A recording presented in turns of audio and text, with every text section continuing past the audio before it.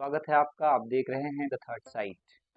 नए साल के मौके पर अगर आप भी अपने परिवार और दोस्तों के साथ नए साल की खुशियां मना रहे हैं और अच्छे खाने खा रहे हैं तो आप बेहद खुशनसीब हैं।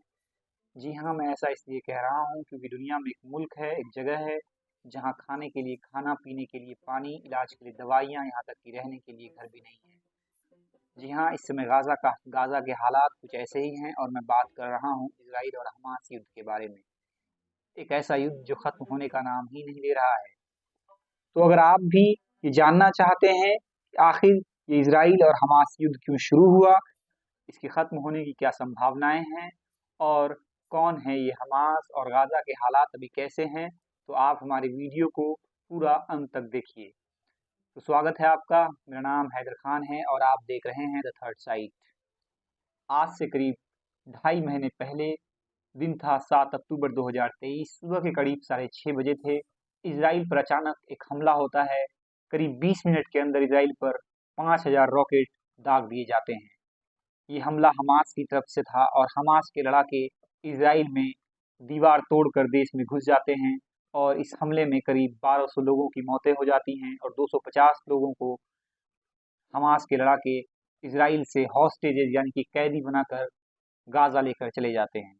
आपको बता दूं कि हमास अपने आप को एक फिलिस्तीनी राजनीतिक सैन्य संगठन कहता है। हालांकि दुनिया के कई देश जैसे कि America, Britain, Canada, European union और इजराइल जैसे देश उसे एक आतंकी संगठन मानते हैं। हमास के मुताबिक उसने 7 अक्टूबर को इजराइल पर हमला, फिलिस्तीनी क्षेत्र पर इजरायली कब्जे, गाजा पट्टी पर इजरायली नाकेबंदी, अवैध इजरायली बस्तियों के निर्माण और सेटलर्स की बढ़ती हिंसा की वजह से प्रतिक्रिया के रूप में किया। ये तो बात हुई हमास की। आखिर इसके बाद इजराइल क्या करता है?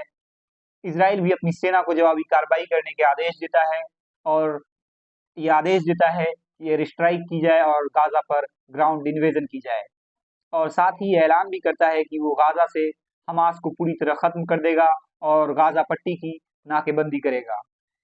इस नाकेबंदी की वजह से गाजा में जाने वाली खाना, पानी और दवाइयों की सप्लाई रोक दी जाती है, जिसकी वजह से गाजा में खाने, पानी और दवाइयों की भारी कमी हो जाती है। आपको बता दूं कि ये युद्ध 7 अक्टूबर 2023 को शुरू हुआ था और इस युद्ध में अब तक 21,000 से ज़्यादा लोगों की मौतें हो चुकी हैं। मरने वालों में ज़्यादातर संख्या औरतों और बच्चों की है। 50,000 से ज़्यादा लोग ऐसे हैं जो घायल हैं। रिपोर्ट्स की माने तो 15 से 20 लाख लोग अपने घरों से बेघर हो चुके हैं और इजरायली नाकेबंदी की वजह से गाजा में खाने, पानी और दवाइयों की भारी कमी है।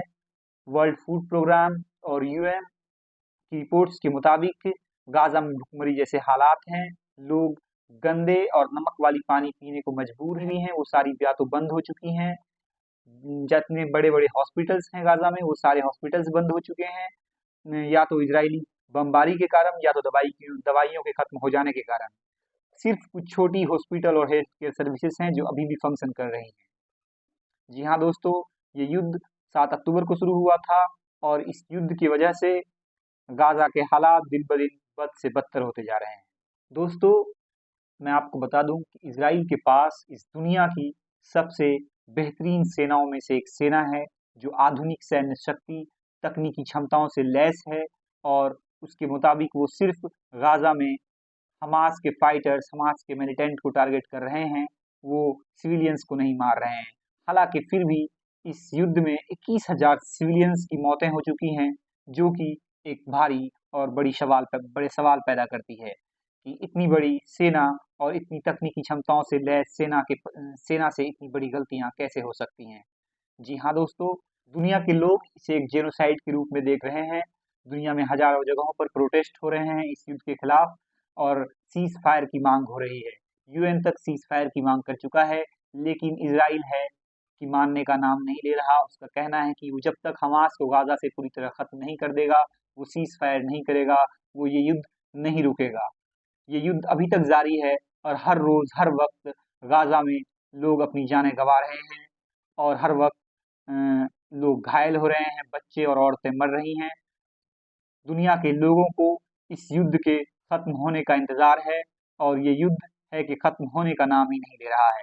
पूरी दुनिया के लोगों को इस युद्ध के खत्म होने का इंतजार है, क्योंकि हर एक इंसान की जिंदगी बेहद कीमती है, चाहे वो किसी भी जात, किसी भी धर्म या किसी भी देश का हो।